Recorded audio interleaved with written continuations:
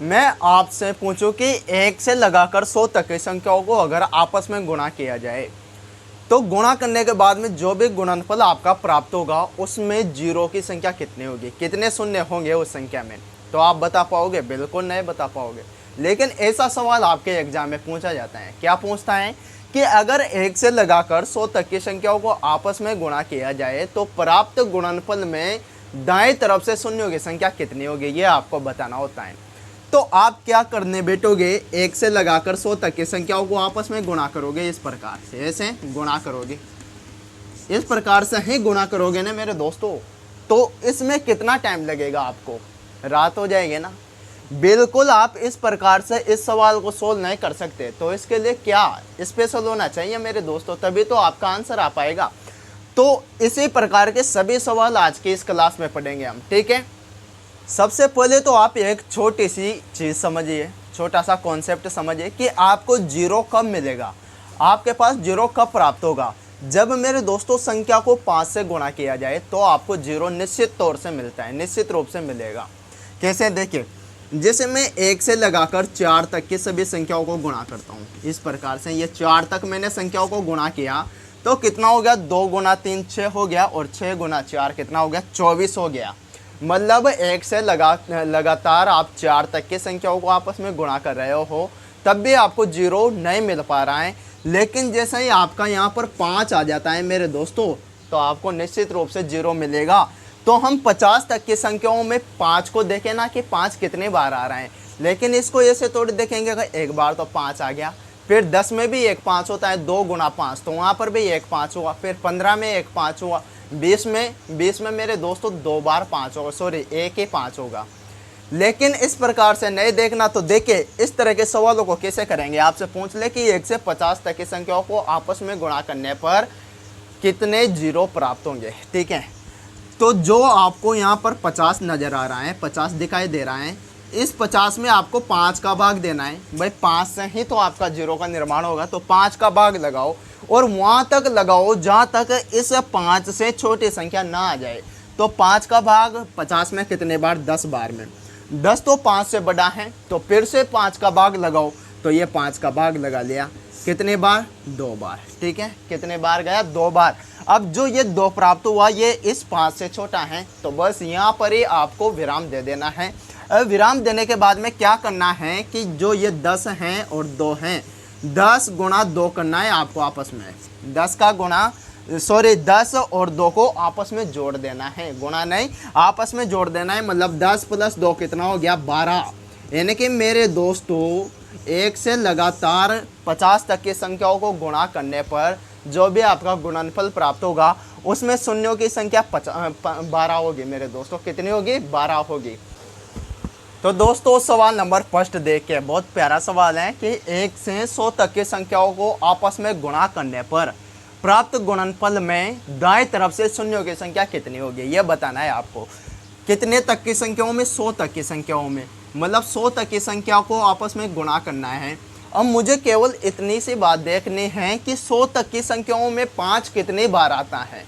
5 कितनी बार आता है, जब भी 5 की एंट्री होगी तो समझ लीजिए जीरो की भी एंट्री हो जाएगी 5 के साथ ही। अब 100 तक मुझे संख्याओं को देखना है तो 100 में मैं 5 का भाग लगाऊंगा तो कितनी बार, 20 बार। फिर 5 का भाग लगाऊंगा तो मेरे दोस्तों कितनी बार, 4 बार। अब जो 4 प्राप्त हुआ वो 5 से छोटा है तो आगे भाग लगाने की आवश्यकता नहीं है। अब लास्ट की जो भी 2 संख्या हैं 20 और 4, तो 20 को 4 में जोड़ दो आप मेरे दोस्तों, तो कितना प्राप्त हुआ, 24।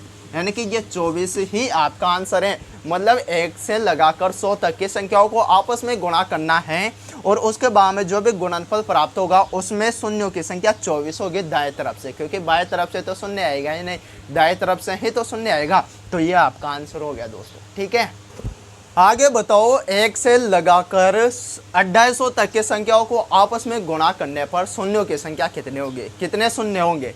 तो मेरे दोस्तों 250 में कितने का, 5 का भाग लगाना है। ये आपका 250, ठीक है, 250। इसमें 5 का भाग लगाओ तो कितने बार, 50 बार। फिर से 5 का भाग लगाओ तो कितने बार, 10 बार। अब 10 भी 5 से बड़ा है तो फिर से 5 का भाग कितने बार, 2 बार। कितने बार गया, 2 बार गया। अब ठीक है, 2 5 से छोटा हो गया तो जो भी संख्या है यहाँ के बाद में जितने भी संख्या हैं ये 50, 10 और 2, 50, 10 और 2, तीनों को जोड़ दो आपस में तो 50 और 10 60 हो गया, 60 और 2 कितना हो गया, 62 हो गया। यानी कि 1 से लगाकर 250 तक की संख्याओं को आपस में गुणा करने पर जो गुणनफल प्राप्त होगा उसमें शून्यों की संख्या 62 होगी मेरे दोस्तों। इतनी बड़ी संख्या आएगी, देख लीजिए आप, ठीक है। इस प्रकार का सवाल आ गया जैसे आपके सामने 2 गुणा 4 गुणा 6 गुणा 8 गुणा, इस प्रकार से ये 100 तक आपस में गुणा हो रही हैं। तो इसमें जो गुणनफल प्राप्त होगा उस गुणनफल में शून्यों की संख्या कितनी होगी ये बतानी है। तो मेरे दोस्तों यहाँ पर एक फोकस करने वाली चीज़ है कि आपकी जो संख्याएं वो 1 से स्टार्ट नहीं हुई हैं। यहाँ पर केवल सम संख्या ही आपको नज़र आ रही है, सम संख्या ही आपको दिखाई दे रही है। मतलब 2 4 6 8 ये सब क्या होते हैं, एवन नंबर होते हैं, सम संख्या होती हैं। तो यहाँ बताइए आप पूरी 100 संख्याएं क्या 1 से लगाकर 100 तक की संख्याओं को आपस में गुणा किया गया है क्या? बिल्कुल नहीं मेरे दोस्तों, यहाँ पर केवल 50 ही संख्या होगी, क्योंकि 1 छोड़ दिया, 3 5 7 9 इन सारी विषम संख्याओं को छोड़ रखा है। तो 2 से 100 तक जो भी सम संख्याएं मतलब 100 तक आपके पास में टोटल 50 ही संख्या होगी। यानी कि 50 तक ही आपको देखना है कि कितनी बार 5 होगा। तो 10 बार में 5 का भाग वापस 2 बार में, यानी कि 10 और 2 कितना हो गया, 12।